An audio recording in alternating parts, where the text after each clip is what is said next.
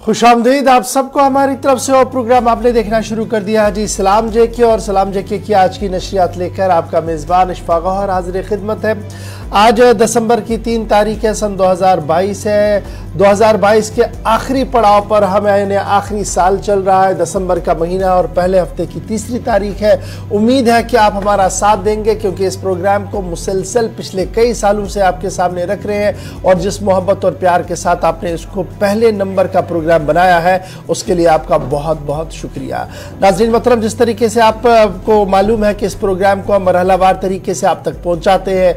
3 पड़ावों पर आता है प्रोग्राम और तीसरे पड़ाव पर 9:40 का वक्त होता है, जब आपके मसाइल पर मुश्तमिल प्रोग्राम होता है, यानी आपके मसाइल पर गुफ्तगू होती है। आप हमारे साथ वो शेयर करते हैं। दरअसल वो शेयर करने का मकसद ये होता है कि जब आप गुफ्तगू करते हैं तो वो हुकूमत तक वो बात जाए, क्योंकि प्रोग्राम बराह रास्त होता है। और मुझे उम्मीद है कि हुकूमती इदारे उस मरहले पर जब प्रोग्राम पहुंचता है तो उसको और ज़्यादा संजीदगी के साथ लेते हैं, देखते हैं और उन मसाइल को हल करने की छोटी सी कोशिश भी कई बार हमने सामने देखी है। तो मुझे उम्मीद है कि आज भी आप हमारा साथ देंगे टेलीविजन चैनल पर 10 बजे तक, क्योंकि 10 बजे तक इस ट्रांसमिशन को आपके सामने रखेंगे। और साथ साथ आप हमारी राब्ता साइट फेसबुक पर ज्वाइन करेंगे, जहां पर हमारे दोनों ऑफिशियल पेज पर लाइव ट्रांसमिशन शुरू हो गया है। आप यूट्यूब पर आएंगे, जहां पर वक्फे वक्फे से हम आपको अपडेट करते हैं और लाइव ट्रांसमिशन भी यूट्यूब पर चल रहा है। उसके साथ साथ आप हमारे इंस्टाग्राम और कू पर भी आएंगे, जहां पर आप 24/7 हमारे साथ कोऑर्डिनेट करते रहेंगे और वहां पर ज्वाइन करते रहेंगे। और अपना भी फीडबैक आप हमें इन्हीं राब्ता साइट के मैसेंजर से देते रहेंगे, या हमारी जो ऑफिशियल मेल आईडी है उस पर ज़रूर आइएगा। मुझे उम्मीद है कि आपने जिस तरीके की आवाज़ उठाई थी और जो बातें हमारे सामने रखी थी कि सोशल मीडिया प्लेटफॉर्म में सबसे बड़ा प्लेटफॉर्म हमारी वेबसाइट है, उसको मज़ीद कुछ बेहतरी के लिए आपकी तरफ से तजवीज़ें आई थी। अब बहुत जल्द आने वाले चंद दिनों के अंदर अंदर अंग्रेज़ी के साथ साथ उर्दू और उर्दू के साथ साथ हिंदी ट्रांसलेशन भी आपको इसी अपनी मनपसंद चैनल गुलिस्तान न्यूज़ की वेबसाइट पर भी देखने को मिलेगा। यानी जे अरबी आपकी हमने मान लिया है कि अंग्रेज़ी के साथ उर्दू और उर्दू के साथ साथ हिंदी, यानी 3 ज़बानों में बैक वक्त आपके सामने जो मसवदा रहेगा गुलिस्तान न्यूज़ की ऑफिशियल वेबसाइट www.gulistannewstv.in पर या .com पर आएंगे तो दोनों जगहों पर आप इसको पढ़ सकते हैं और अपना फीडबैक भी हमें दे सकते हैं। फिलहाल प्रोग्राम का करते हैं आगाज़। चूँकि आज 3 दिसंबर है, तवारीखी पस मंज़र में आज का दिन इंतहाई अहम है, हिस्टोरिकली भी इंपॉर्टेंट है और कुछ इवेंट्स भी हुए हैं, उन पर आज गुफ्तगू ज़रूर करेंगे। और बड़ी खबरें इस वक्त श्रीनगर से बैक टू बैक आ रही है, सबके पर एक एक करके चलेंगे। लेकिन सबसे पहले हिस्ट्री ऑफ द डे, और हिस्ट्री ऑफ द डे आप तक पहुँचाएंगे मेरे साथी आसिफ रशीद। खुशामदीद, गुड मॉर्निंग, बहुत बहुत स्वागत आप सभी का। प्रोग्राम सलाम जी के आप देखना शुरू कर चुके हैं। 8:39 होने वाले हैं।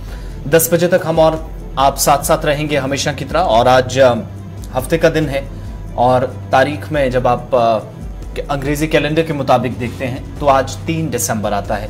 आज के दिन माजी में कुछ अहम वाक़यात हुए हैं, उस ताल्लुक से भी सबसे पहले बात करते हैं। कुछ अहम पॉइंट्स आप तक पहुंचाते हैं और तारीख में आज का दिन खास क्यों है, क्यों इस पर बात करना जरूरी है, ये बताते हैं। आज से 10 बरस कबल 2012 में फिलिपाइन में आज ही का वो दिन था जब भूफा नामी तूफान आया। कम से कम 475 लोगों की जान चली गई। ये सिर्फ एक दिन में सारा हुआ था और उसके बाद आइंदा कुछ दिनों के दौरान हजारों लोगों को मुश्किल सूरत हाल से निकालकर महफूज मकामात पर मुंतकिल किया गया। 2012 में फिलिपाइन के अंदर, जिसे फिलीपींस भी कहा जाता है, लेकिन ये सिलसिला जो है अमवात का बड़ा था 3 दिसंबर को 2012 में। इसके अलावा 1946 में डॉक्टर राजेंद्र प्रसाद आइन साज असेंबली के सदर मुंतखब हुए 3 तारीख 1946 को। 1845 में आज ही का दिन था जब पहली अंग्रेज सिख जंग का आगाज हुआ। 1780 में जनरल गोडार्ड ने मुंबई के बासन किले पर कब्जा किया। अंग्रेजी कैलेंडर के मुताबिक 3 दिसंबर साल 1780 में जब जनरल गोडार्ड ने अपनी फौज के साथ चढ़ाई की मुंबई के बासन किले पर। आज ही का वो दिन था जब 1828 में एंड्रयू जैक्सन अमेरिका के 7वें सदर मुंतखब हुए। 1884 में भारत के पहले सदर जमहूरिया राजेंद्र प्रसाद का जन्म हुआ 3 दिसंबर साल 1884 को। 1912 में आज ही का दिन था जब तुर्की, बुल्गारिया, सर्बिया, यूनान और मोंटेगारो ने जंगबंदी समझौता किया और एक दूसरे की सरहदों पर किसी तरीके से एक दूसरे को टारगेट नहीं किया जाएगा, इस बात का अज़्म दोहराया गया, जाहिर किया गया तमाम ममालिक के लीडरान की जानिब से।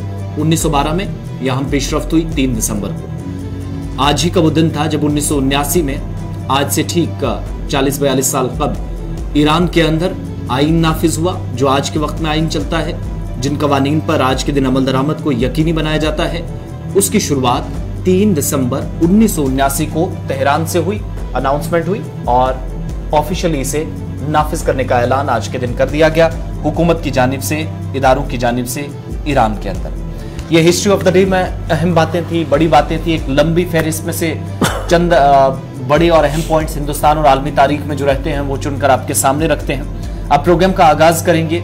आप टेलीविजन स्क्रीन के साथ साथ जहां में टीवी पर देख रहे हैं, तमाम सोशल मीडिया प्लेटफॉर्म्स पर रहेंगे। अपना ओपिनियन, अपनी बात हम तक जरूर पहुंचाते रहिएगा प्रोग्राम के ताल्लुक से, और अगर कोई शिकायत है, कोई एतराज है तो वो भी पहुंचाइए, और आपका कोई मशवरा है या हिदायत है, कोई फीडबैक है, वो भी हम तक जरूर पहुंचाइएगा। हम उस पर काम करने की कोशिश करेंगे। तो प्रोग्राम का आगाज करेंगे खबरों के साथ। अब शुरुआत आज भी जम्मू कश्मीर से। चलिए जनाब, जम्मू कश्मीर की खबरों से जब शुरुआत करते हैं तो आपको बताते हैं कि सुराग रसा इदारे और जो कानून नाफिज करने वाले इदारे हैं वो लगातार कार्रवाई कर रहे हैं। और इस वक्त की एक और कार्रवाई जो सामने आ रही है वो आ रही है तहकीकाती एजेंसियों की तरफ से, और वादी में कई मकामात पर तहकीकाती एजेंसियों की तरफ से इस वक्त छापामार कार्रवाई चल रही है।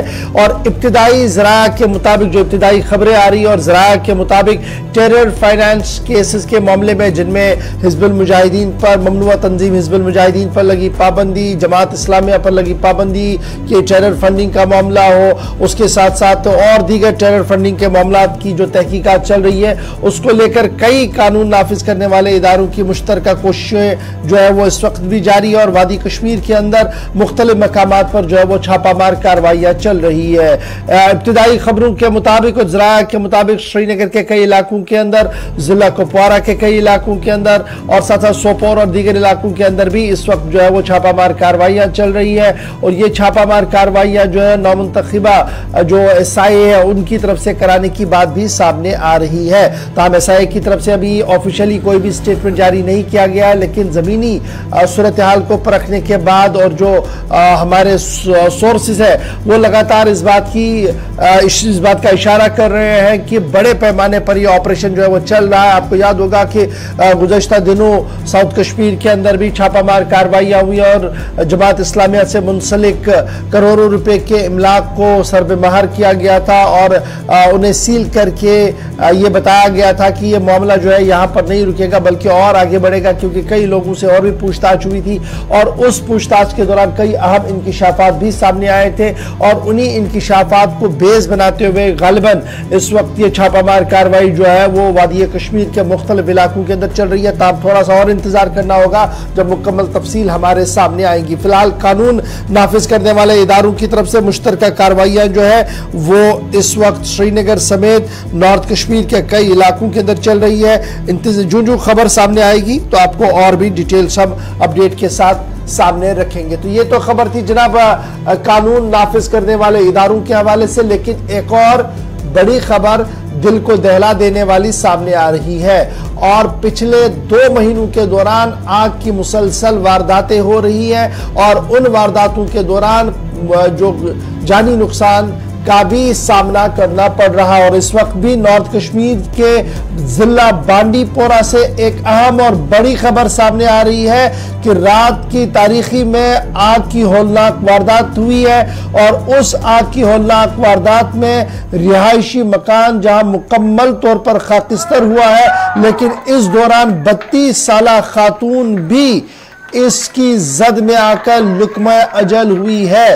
तकरीबन 5 बजे के आसपास आज सुबह ये बड़ी खबर इस वक्त बांडीपोरा से सामने आ रही है, जहां पर बांडीपोरा के गांव के अंदर आग लगी है। और इस आग लगने की वजह से नसीमा बानो ज़ौजे फयाज अहमद खान साकिने टीए शाह बांडीपोरा यानी टीए शाह बांडीपोरा गांव के अंदर ये आग की हौलनाक वारदात हुई है। और इस आग की हौलनाक वारदात के अंदर खातून खाना जो है वो आग की लपेट में आकर दम तोड़ बैठी है। और मकामी ज़राया के मुताबिक और हमारे नुमाइंदे के मुताबिक मकामी आबादी ने, फायर एंड इमरजेंसी डिपार्टमेंट ने और सिविल लिएज़न ऑफिसर उसने मुकम्मल तौर पर इसका पर काबू पा लिया। और तकरीबन 5 बजे के आसपास ये इत्तला सामने आई थी कि आग की हौलनाक वारदात हुई है। और आग की इस हौलनाक वारदात के अंदर अभी तक जो सबसे बड़ी खबर सामने आ रही है वो ये आ रही है कि एक खातून इसमें जुलस गई है। 35 साल खातून जिसका ताल्लुक टीए शाह इलाके से बांडीपोरा से है, वो आग की लपेट में आई है और वहीं पर दम तोड़ बैठी है। इस तरीके की इतलात आई है। 5 बजे के आसपास फयाज खान के मकान के अंदर से आग नमूदार हुई। आनन फानन में इसने पूरे स्ट्रक्चर को अपनी लपेट में लिया और बचाव कार्रवाई के दौरान खातून खाना जो है वो दम तोड़ बैठी है। ताहम इब्तिदाई खबरों के मुताबिक आग लगने की वजूहात के हवाले से क्या है, इस पर तहकीक शुरू कर दी गई है। तस्वीरें खुद बयान कर रही है कि आग ने आनन फानन में किस तरीके से अपना रुख मोड़ लिया है।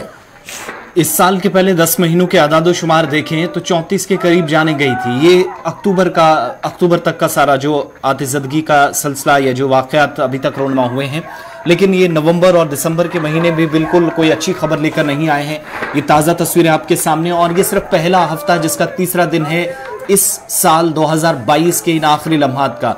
पहले 10 महीनों के दौरान सबसे ज्यादा जो इंसिडेंट्स रिपोर्ट हुए वो श्रीनगर से रिपोर्ट हुए और ओवरऑल 34 लोगों की मौत हुई अलग अलग जगहों पर, जिनमें बच्चे भी बहुत सारे इलाकों के अंदर शुमाली कश्मीर से लेकर वस्ती इलाकों तक मुतासिर हुए हैं। ये पहले 10 महीने की सारी सूरत हाल है इस साल की। वहीं नवंबर के महीने को आप सिर्फ देखेंगे तो 12 से 13 ऐसे इंसिडेंट्स जहां पर लाखों रुपए मालियत का सामान चंद मिनटों में ही राख के ढेर में तब्दील हुआ। यानी एक तरफ आप इंसिडेंट्स देख रहे थे अक्टूबर तक, जिनमें इजाफा पिछले 2 बरसों के मुकाबले ज्यादा देखा गया, और नवंबर और दिसंबर में क्या हमारे सामने सूरत हाल है उसकी ताजा तस्वीरें। एक और हादसा जो कि अलसुब पेश आया, एक खातून, उम्र और नाम जो शनाख्त हुई है वो आपको बता दी है, लेकिन फिलहाल इलाके में मातम पसरा है। सूरत हाल ऐसी बनी है, रिहायशी मकान तो मुकम्मल तौर खाकस्तर हुआ है, लेकिन एक खातून की भी जान चली गई है। अब आगे बढ़ते हैं। इससे पहले मजीद जम्मू कश्मीर के ताल्लुक से या कौमी सतह पर एक अहम मामले की बात करेंगे। आज एक अहम दिन है, उस पर बात करेंगे, लेकिन जरा पाकिस्तान की भी बात करते हैं, क्योंकि बड़ी खबर जो है इस वक्त वो काबुल से आ रही है, जहां पर काबुल में पाकिस्तानी सफारत खाने पर हमला हुआ है और जबरदस्त फायरिंग की गई है, अंधाधुंध गोलियां चली हैं। एक सिक्योरिटी गार्ड शदीद जख्मी हुआ है, जिसे अब इतलात के मुताबिक वापस पाकिस्तान लाया गया है। फिलहाल जो नाजिमुल उमूर हैं, कातिलाना हमला जो हेड बताए जाते हैं पाकिस्तान के डिप्लोमेट मिशन के या जो मिशन ऑफ पाकिस्तान हेड है, उनको गोली लगने से वो जख्मी हुए हैं। एक सिक्योरिटी एहलकार जो है वो भी जख्मी हुआ है, उन्हें वापस जो है पाकिस्तान बुला लिया गया है। लेकिन पाकिस्तान की तरफ से इस वक्त बड़ा फैसला लिया गया है। फिलहाल सिफारत खाना बंद नहीं होगा, ये क्लियर कर दिया गया वजारत खारजा पाकिस्तान की जानिब से, लेकिन जो अपना सिफारती अमला था उसे एहतियाती तौर पर काबुल से वापस निकालकर इस वक्त वापस इस्लामाबाद के लिए भेज दिया गया है, बल्कि अब से थोड़ी देर पहले वो पहुंच भी गया है। भारतीय वक्त के मुताबिक तकरीबन ये 3:30 से 4 बजे के दरमियान का जो इनिशियल रिपोर्ट्स हैं, इंसिडेंट रिपोर्ट हुआ है और फायरिंग हुई है। पहले सिक्योरिटी गार्ड पर, उसके बाद अंदर कंपाउंड वाले हिस्से के करीब वाले इलाके में, वहां पर भी फायर किया गया है। तो हेड ऑफ मिशन बताया जाता है कि शायद उन्हें कत्ल करने की साजिश थी। जो इनिशियल डिटेल्स हैं पाकिस्तानी मीडिया के हवाले से और अफगान मीडिया जो रिपोर्ट कर रहा है, लेकिन फिलहाल पाकिस्तान का सिफारत खाना जो इस वक्त जब हम आपको अपडेट दे रहे हैं आर्जी तौर पर बंद है, लेकिन मुकम्मल इसे बंद कर दिया जाएगा या खत्म कर दिया जाएगा, इस पर अभी पाकिस्तान ने क्लियर कर दिया है कि वो सिफारत खाना कंटिन्यू करेगा, लेकिन फिलहाल कुछ ब्रेक लेना पड़ेगा क्योंकि हमला फिलहाल एहतियाती तौर वापस बुला लिया गया है। पाकिस्तान ने अफगानिस्तान के दारुल हुकूमत काबुल में पाकिस्तानी हेड ऑफ मिशन पर हमले पर अफगान नाज़िमुल अमूर को तलब करके एहतजाज भी किया है। और तर्जुमान दफ्तर खारजा पाकिस्तान के मुताबिक अफगानिस्तान नाज़िमुल अमूर को दफ्तर खारजा में तलब करके हमले पर तशवीश और गम व गुस्से का इजहार किया गया है। ये पहला मौका है जब तालिबान में बरसर इख्तियार आने के बाद किसी भी सफारती मिशन पर हमला हुआ और इस बार सबसे पहले पाकिस्तान है। पाकिस्तानी तर्जुमान ने कहा कि हमले में हेड ऑफ मिशन महफूज रहे, ताहम सिपाही इसरार अहमद इस हमले में जख्मी हुए हैं। सफारती ज़राया का कहना है कि काबुल हमले में जख्मी सिपाही को पेशावर पहुंचा दिया गया है और पाकिस्तानी ज़राया और मीडिया के मुताबिक सफारती मिशन जो है, अमला जो है वो आज और कल एहतियातन बंद रहेगा और ज़रूरत पड़ने पर मजीद इक़दाम भी उठाए जाएंगे। अफगान नाज़िमुल अमूर का कहना था कि हमला इंतहाई अफसोसनाक है, ताहम हमला पाकिस्तान और अफगानिस्तान के मुश्तरका दुश्मनों ने किया है। हमले की अफगान क़यादत ने आला सतह पर तहकीकात कराने के लिए हुक्म भी जारी कर दिया है और इस हमले की मजम्मत भी की है।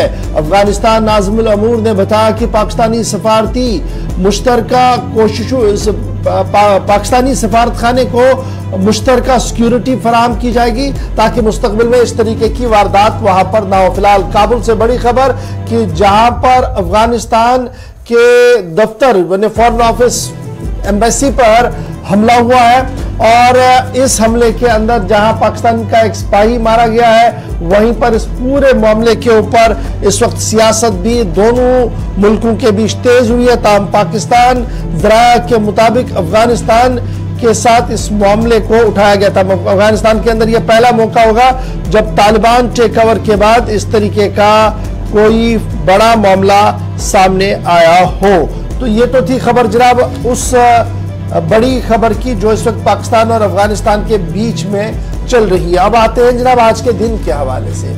आज का दिन 3 दिसंबर है और 3 दिसंबर को मुल्की सतह पर हम मनाते हैं जी जिस्मानी तौर पर खुसूसी बच्चों के लिए या नाखेज अफराद के लिए, जिन्हें आप पहले कहते थे अब खुसूसी बच्चे कहा जाता है। और ये वर्ल्ड डिसेबिलिटी डे के तौर पर यानी दुनिया भर में तो बनता ही बनता है, लेकिन भारत के अंदर भी आज के दिन को इंतहाई तुझको एहतशाम के साथ बनाया जाता है। बड़े प्रोग्रामों का इनेकाद भी होता है।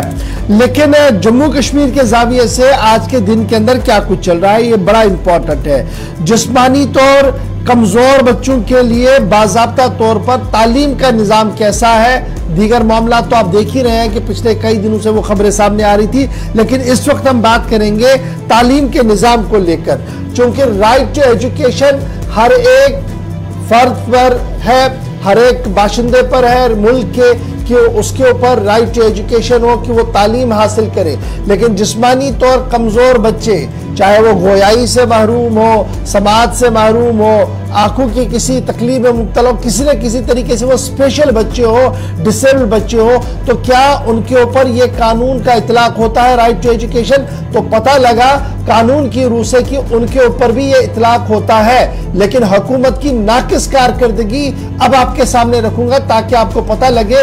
आज सेमिनार्स भी होंगे, सिंपोजियम्स भी होंगे, डायलॉग्स भी होंगे, राउंड टेबल भी होगा, ताली भी बजाई जाएगी और हौसला अफजाई भी कुछ लोगों की होगी। लेकिन बुनियादी सतह पर जो तालीम का निज़ाम है वो किस तरीके से इन खुसूसी बच्चों को देखता है वो आपको जरा इस खबर से पता लगेगा। स्टेट एजुकेशन डिपार्टमेंट जिसके जिम्मे नेशनल पॉलिसी के तहत जो नेशनल एजुकेशन पॉलिसी जिसका इतलाक 2020 के अंदर हुआ था, आज 2022 है, कमोबेश 2 साल का वक्त हो गया है पूरे मुल्क के अंदर इस पॉलिसी को नाफिजुल अमल किए और हमारी रियासत के अंदर भी 1 साल से ज्यादा वक्त हो गया है जब हम इस पॉलिसी को अडॉप्ट कर चुके हैं। तो सूरत हाल है क्या? स्टेट एजुकेशन डिपार्टमेंट जिसको यह जिम्मे दिया गया था कि जनाब आपने बड़े पैमाने पर इन बच्चों की तालीम का बंदोबस्त करना है, सरकारी स्कूलों की मैं अभी बात करूंगा, सरकारी स्कूलों के अंदर। और हमारे पास जो अभी इब्तिदाई खबरें आ रही है 5,000 के करीब बच्चे ऐसे हैं जो मुख्तलिफ अमराज के अंदर मुब्तला है, जिन्हें स्पेशली बच्चे कहा जाता है और वो स्कूलों के अंदर भी जाना चाहते हैं, दर्ज भी है और पढ़ने के लिए कोशिश भी कर रहे हैं। लेकिन स्कूल एजुकेशन की तरफ से जो मिनिस्ट्री फॉर एजुकेशन और स्कूल एजुकेशन ने मुश्तरका प्रोग्राम चलाया था समग्र शिक्षा के तहत, इसके तहत आपने उस्तादों की भर्ती कॉन्ट्रैक्चुअल बुनियादों पर करनी थी। यह एक प्रोविजन था कि स्पेशल बच्चों के लिए स्पेशल उस्ताद हो, इसके लिए कॉन्ट्रैक्ट पर उस्तादों को रखा जाए ताकि उनकी परफॉर्मेंस को देखते हुए आगे बढ़ा जाए। डायरेक्टर स्कूल एजुकेशन या जो डिपार्टमेंट ऑफ स्कूल एजुकेशन है हमारा, उन्होंने 50 पोस्टें सेंक्शन की जी। हम स्पेशल एजुकेटर्स लाएंगे जी जो समग्र शिक्षा अभियान के तहत लगाए जाएंगे। लेकिन जब आप और हम गुफ्तगू कर रहे हैं नवंबर के आखिरी हफ्ते तक कुल मिलाकर 50 में से रवा साल के दौरान सिर्फ 27 असातिज़ा को नौकरियों के ऑर्डर दिए गए थे, कॉन्ट्रैक्ट पर साइन करवाए गए थे। एक बड़ा सवाल है। तो अब बड़ी बात यह है कि जहां एक तरफ से हुकूमत बड़े बुलंदबाग दावे कर रही है कि हम इन जिस्मानी तौर कमजोर बच्चों की तालीम को हर मुमकिन यकीनी बना रहे हैं, वहां पर 50 में से अगर 27 ही टीचरों को अपॉइंट किया जाएगा तो किस तरीके से यह निजाम चल रहा होगा, एक छोटी सी अक्कासी आपके सामने करने की हमने कोशिश की है। यह तो सरकार का हाल है। अब प्राइवेट सेक्टर में जो हमारे इदारे चलते हैं, बड़े बड़े इंस्टीट्यूशंस है, इल्ला माशाअल्लाह किसी के अंदर, किसी एक आधे स्कूल के अंदर इसका बंदोबस्त हो कि आपको स्पेशल टीचर वहां पर हो और स्पेशल बच्चों के लिए स्पेशल क्लासेस हो। एक आधे स्कूल को छोड़कर जो हमारी नॉलेज में है, कश्मीर प्रोविंस के अंदर भी, जम्मू प्रोविंस के अंदर, रेस्ट 70 to 80% स्कूल्स के अंदर इस तरीके का कोई भी निजाम मौजूद नहीं है। तो राइट टू एजुकेशन और नेशनल एजुकेशन पॉलिसी की आज के दिन किस तरीके से धज्जियां बिखेरी जा रही है आपके सामने, इस पर मजीद गुफ्तगू करेंगे। जी हमारे साथ अब्दुल रशीद भट्ट साहब है, सदर हैंडीकैप एसोसिएशन भी ज्वाइन कर चुके हैं हमारे साथ, और थोड़ी देर में हमारे साथ मोहम्मद फरीद मलिक साहब सोशल एक्टिविस्ट है, दोनों हमारे साथ इस वक्त ज्वाइन कर चुके हैं। पहले भट्ट साहब आपके पास आऊंगा, चूंकि आज का दिन आपके लिए मखसूस है, आप जैसे खुसूसी अफराद के लिए मखसूस है।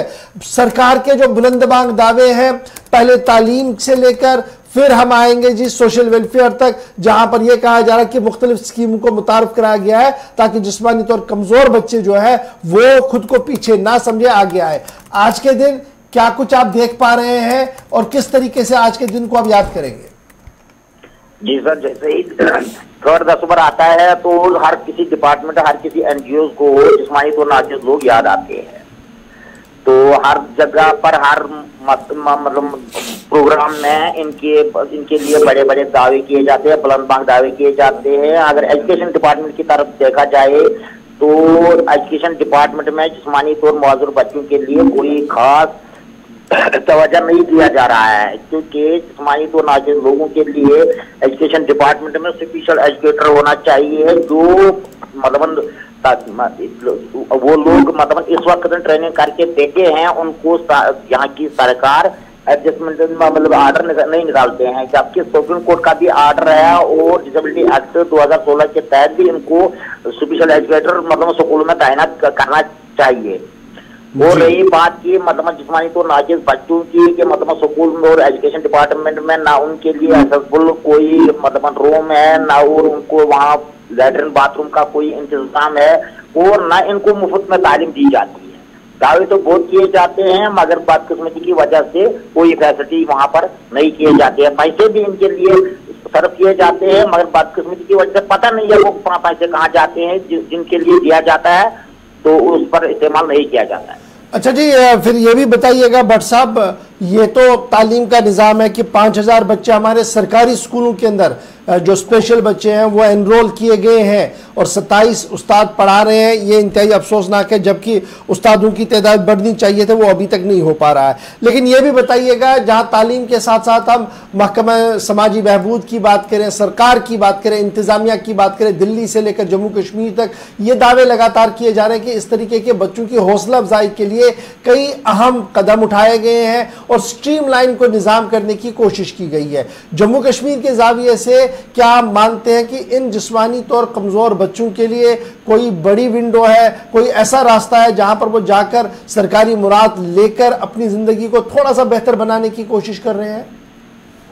जी सर, जैसे आपने बोला है कि इनके लिए हौसला अफजाई की जाती है और सरकार की दावा की जाती है, और सरकार ने आज तक सिर्फ जिस्मानी तौर नाज़िज़ मौजूद लोगों को बहाना बना के तंग करना शुरू कर दिया है, न कि इनके मतलब सलाह के लिए कुछ किया जाता है। जैसे ही आपको पता होगा कि पिछले ही दफा कि social welfare department commissioner secretary Sushil Nandan ने मतलब एक आर्डर निकाला है जिसमें री-रजिस्ट्रेशन करनी चाहिए मतलब पड़ रही है, जबकि उसमें ऐसे शर्त शुरूत रखे गए हैं कि जिस्मानी तौर नाज़िज़ लोग इतने तंग आए हैं कि वो चाहते हैं कि अब ये जो सरकार मंथली 1000 रुपया दिया जाता है वो भी हमें नहीं चाहिए, क्योंकि मतलब उनको एफिडेविट सब्जेक्ट के बदले आपको सर्टिफिकेशन और नई सारी से मतलब डिसेबिलिटी सर्टिफिकेट निकालनी है। बस मतलब इस वक्त आपको पता ही सर्दी का मौसम है कश्मीर वैली में, तो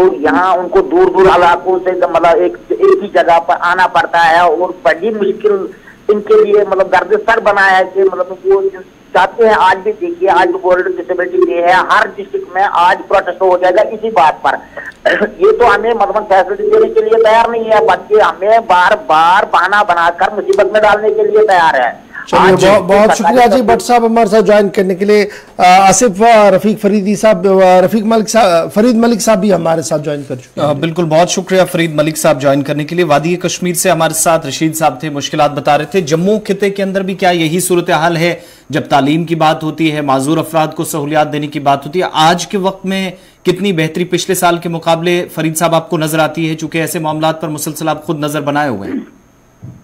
बहुत बहुत शुक्रिया। जैसे आपने बताया, हमारी प्रॉब्लम तो बहुत सारी है पूरे जम्मू कश्मीर में। हमारे माजूरीन अफराद जो है वो परेशान हाल है। ऑनरेबल सुप्रीम कोर्ट की हदायत दी है कि इनके साथ हर मकाम पर इंसाफ किया जाए, लेकिन कई जगहों पर इंसाफ जो है वो माजूर को नहीं मिलता। जैसे आपने बताया अभी के पढ़ाई के मसले में यहाँ हमारे लिए कोई अलग से हॉस्टल नहीं है। हमारे बच्चे जो है वो फिजिकल चैलेंज में भी है, लेकिन उनके लिए ये तो निकाला जाता है कि आपका 4% कोटा है, लेकिन ग्राउंड लेवल पर कुछ नहीं हो पाता। कई पढ़े लिखे जो हमारे बच्चे हैं वो भी परेशान हाल है। आज के इस में ये अल्लाह का शुक्र है कि 4-5 सालों से मेरी जदोजहद है और जम्मू कश्मीर के अंदर और पूर्व जिला में हमने ये कहा कि जिला इंतजामिया जो है ये हमारा साल में एक बार माजूरीन का दिन आता है। किसी भी जगह आप देखेंगे जम्मू कश्मीर में, कहीं स्कूल में किसी जगह यहाँ पे छोटा सा कोई प्रोग्राम होगा तो उसके बाद कोई प्रोग्राम नहीं। लेकिन अल्लाह का शुक्र के मैं इंतजामिया से मिलकर यहाँ एक पुंछ में बहुत तारीखी प्रोग्राम होता है। प्रोग्राम का मकसद यही है कि हम अपनी मुश्किलात बागरिया डिप्टी कमिश्नर जो है वो सरकार तक पहुंचा सके। हमारी प्रॉब्लम बहुत सारी है। जैसे हम कई सालों से आवाज बुलंद करते आए कि हमें 1000 पेंशन पे गुजारा नहीं, हमारी 3 या 4,000 का पेंशन की जाए, लेकिन अभी तक उससे कुछ नहीं हुआ। हम कहते हैं कि हमारा बोर्ड अलग से बनाया जाए, मेडिकल हमारा एक बोर्ड सोशल जैसे सोशल वेलफेयर है, ऐसे माजूरीन का बोर्ड बनाकर उसका माजूरीन का एक चेयरमैन हो जो उनकी कदर और उनकी परेशानी समझ। अच्छा जी, फरीद मलिक साहब ये भी बताइएगा, सरकार ने डिसेबिलिटी कमीशन को दोबारा से कायम किया है। इससे पहले भी साबिका हुकूमत ने कोशिश की थी कि डिसेबिलिटी कमीशन को बनाया जाए और अब लेफ्टिनेंट गवर्नर साहब ने दोबारा से भी उसके चेयरमैन को नामजद किया, कुछ मेंबर्स को भी नॉमिनेट किया है। क्या आपको लगता है कि इत्मीनान बख्श काम हो पाया है इन 1-2 महीनों के अंदर जब से दोबारा से कमीशन का कयाम अमल में लाया गया है? सर मैं ये चाहूंगा कि कमीशन के अंदर जब तक माजूरीन की एंट्री नहीं होती तो कोई भी हमारी बात सुनने को तैयार नहीं। जैसे भट्ट साहब आपको बता रहे थे कि हमारे लिए प्रॉब्लम खड़ी की थी इन्होंने, हमने जदोजहद की कि इन फॉर्मेलिटी जो है वेरिफिकेशन के लिए अलग अलग जुडिशियल मजिस्ट्रेट का एफिडेविट, उसके बाद तरह तरह की साक्ष्य मांगी गई थी, लेकिन हमने जदोजहद की उसमें जुडिशियल मजिस्ट्रेट का जो एफिडेविट था वो इन्होंने कट तो जरूर किया, लेकिन वो आम लोग चाहे डायरेक्टर साहिबान हो चाहे हमारी कमीशन सेक्रेटरी हो वो हमारे माजूरीन की परेशानी नहीं समझ पाती, क्योंकि वो खुद माजूर नहीं है। वो लाखों रुपए तनख्वाह लेके बैठे हैं वहां पे, कोई स्टेट में है, कोई अपने ऑफिस में है। तो हमें सबसे बड़ी प्रॉब्लम आ रही है कि हम ये चाहते हैं कि ग्राउंड लेवल पर हमारे साथ इंसाफ हो। इसलिए वो इंसाफ कर पाएगा जो हमारा माजूर अफराद का कोई मेंबर होगा, कोई बोर्ड चेयरमैन होगा, तो उससे और ज्यादा आसानी है। बहुत बहुत शुक्रिया जी फरीद मलिक साहब अपडेट करने के लिए और हुकूमत के सामने ये तजवीज़ रखने के लिए कि कमीशनों के अंदर माजूर अफराद की जब तक रिप्रेजेंटेशन नहीं होगी शायद ही तब तक इस चीज़ का एहसास किसी आदमी को होगा कि किन मुश्किलात से इन्हें दो चार होना पड़ता है। कभी कभार जो अरबाब इख्तिदार लोग हैं, हुकूमती सतह पर जो लोग बैठे हैं, वो ज़रा थोड़ा सा खुद को तवज्जो दे इस बात को लिए कि जब इस तरीके के लोग आए आपके सामने तो रहमदिली से काम हो, क्योंकि कभी कभार आँख बंद करके ज़रा चलिएगा सड़क पर तो पता लगता है ये जो दो नियामतें हमने अल्लाह ने दी है इसकी क्या कदर है। कभी टांग एक कड़ी करके चलने की कोशिश कीजिएगा तो पता लगता है कि इस टांग की कीमत कितनी है। तो कभी कभार खुद को भी ज़रा आजमाइश में डालिएगा तो पता लगता है कि किस तरीके से मुश्किलात से दो चार होते हैं ये लोग जो हमारे दर पर आते हैं। आप लोगों के पास आते हैं सिर्फ इस उम्मीद के साथ कि आपके पास दरख्वास्त लेकर आएंगे, आप आप उस पर दस्तखत करेंगे, मुहर डालकर इसके मसले का हल निकालने की कोशिश करेंगे, ना कि इसको इल्तिवा में डालने की कोशिश करेंगे। छोटा सा ब्रेक के उस पार आएंगे तो आपको लिए चलेंगे सोपोर, क्योंकि सूरत हाल वहां पर रात भर क्या कुछ रही है उससे भी आपको बाखबर करेंगे। और फिर बल्दियाती इदारों को अब काम कैसे करना होगा, हुकूमत ने कस ली है कमर और बल्दियाती इदारों के लिए बाज़ाब्ता तौर पर मंसूबा बंदी तैयार हो रही है। डिटेल के साथ छोटा सा ब्रेक के बाद दोनों बड़ी खबरें आपके सामने रखेंगे।